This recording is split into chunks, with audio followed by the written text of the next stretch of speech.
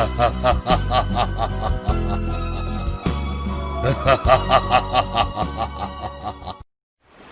बार की बात है, 3 नए शादीशुदा जोड़े होते हैं जो कि समुद्र के किनारे एक होटल में रहने जाते हैं।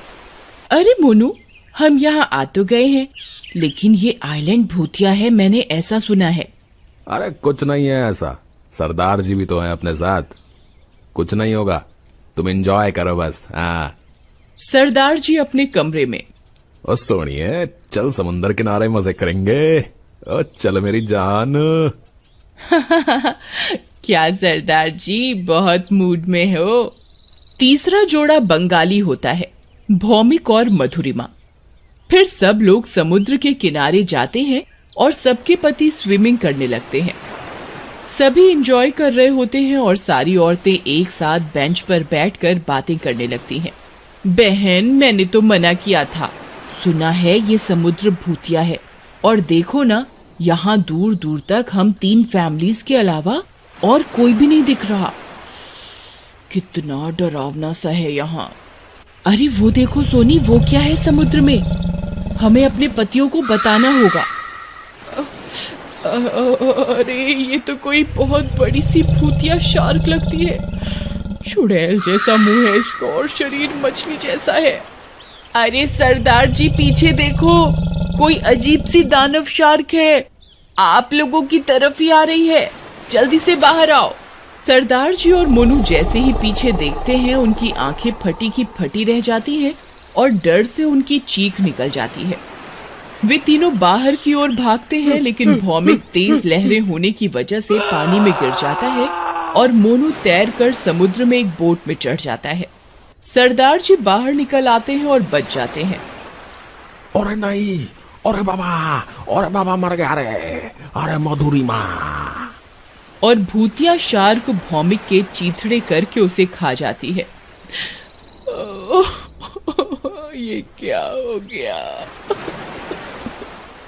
ये क्या हो गया। चुड़ैल शार्क उन्हें किनारे पर आकर बड़ी बड़ी और लाल लाल आंखों से घूर कर बोलती है, आओ अब आकर दिखाओ इस समुद्र के अंदर, हिम्मत है तो, ये मेरा समुद्र है, दिखता नहीं, यहाँ तुम्हारे अलावा कोई नहीं है। क्योंकि मैंने सबको मार दिया, यहाँ कोई जोड़ा नहीं आएगा, जाओ यहाँ से, जाओ। फिर वो चुड़ैल शार्क वहाँ से चली जाती है। पता नहीं मोनू उस बोट पर चढ़ तो गया था, लेकिन दिख नहीं रहा, कहाँ गया। ओह गॉड। ओ बहन जी, तुसी हिम्मत रखो, मोनू वीर जी ठीक होंगे, पर ये था क्या, और मैं इन्हू छड़ूंगा नहीं। उधर मोनू जिस बोट पर चढ़ा होता है वो बहती हुई दूर चली जाती है और वो उसे स्टार्ट करने की कोशिश करता है, लेकिन वो स्टार्ट नहीं होती। तभी मोनू का फोन बजता है। हेलो हेलो हेलो हेलो कविता, हेलो। अजी आप कहाँ हो, बहुत मुश्किल से फोन लगा है आपका, आप ठीक हो ना। कविता, मैं एक बोट पर चढ़ गया था, लेकिन काफी दूर आ गया हूँ, मैं वापस आ रहा हूँ, तुम किनारे पर ही रहना है। हम सब किनारे से थोड़ी दूरी पे खड़े हैं, आप आ जाओ जल्दी। फिर मोनू उन्हें दूर से आता हुआ दिखता है। मोनू, तुम मुझे दिख रहे हो, जल्दी आ जाओ।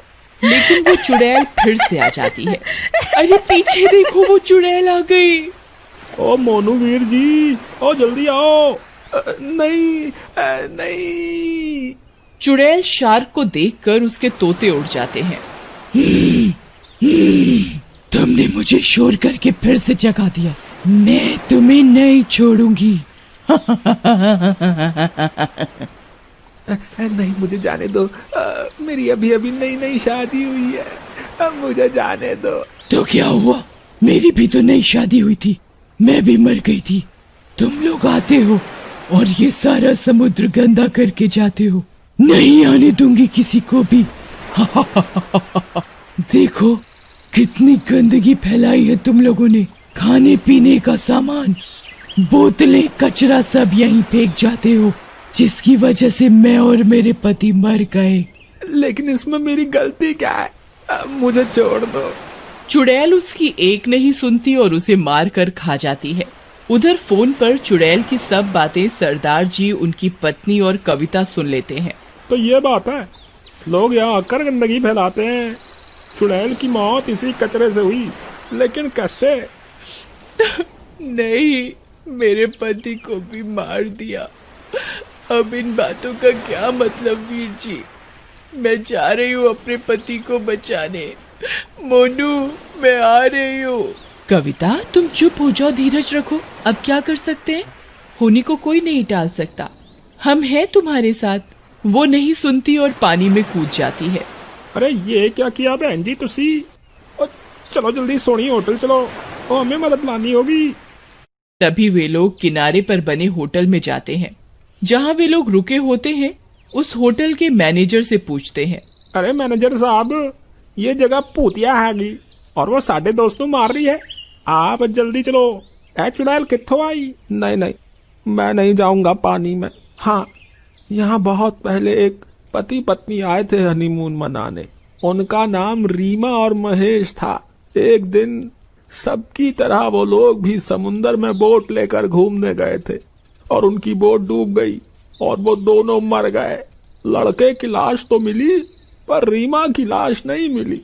सब कहते हैं ये चुड़ैल रीमा ही है। अब मुझे मरना नहीं है, अब मैं नहीं जाऊंगा। अब हमें सच का पता कैसे चलेगा? अरे यार, ये तो वो चुड़ैल ही बता सकती है। चलो उसी से पूछ लेते हैं। पागल हो गए हो क्या? मरना चाहते हो? वो तुम्हारी गर्लफ्रेंड है जो तुमसे अपने सुख दुख बांटेगी। अरे सोनिए, फिरकी करें। ऐसे तो जो भी इस टापू पे आएगा वो उसे मार देगी ना यार। और कविता बहन जी भी तो समुद्र में कूद गई थी मोनू वीर जी नु बचाने वास्ते। उन्हें तो ढूंढने जाना ही पड़ेगा ना। वो तो चिंता न कर, मेरे पास एक तरकीब है। मैनेजर जी, आपके पास इनकी कोई फोटो वोटो है? हाँ, ये उनके सामान से निकली थी। उनकी शादी की फोटो है। बढ़िया, चल मेरे नाल, और कुछ नहीं होगा। फिर वो दोनों समुद्र के किनारे जाते हैं। रात हो जाती है और समुद्र की लहरें बहुत ही तेज होने के कारण समुद्र बहुत डरावना लग रहा होता है। वे चुड़ैल को आवाज लगाते हैं। चुड़ैल जी, ओ चुड़ैल जी। चुड़ैल उनकी आवाज सुनकर गुस्से में आ जाती है।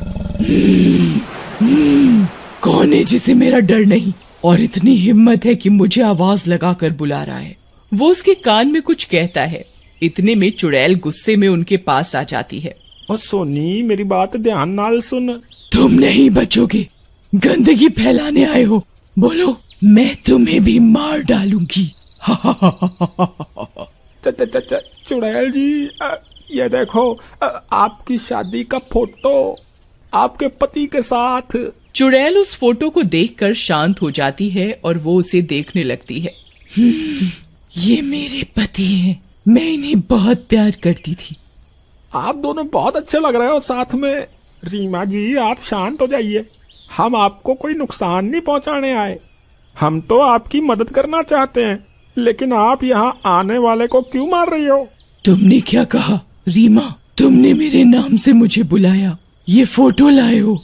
तुम अच्छे इंसान लगते हो।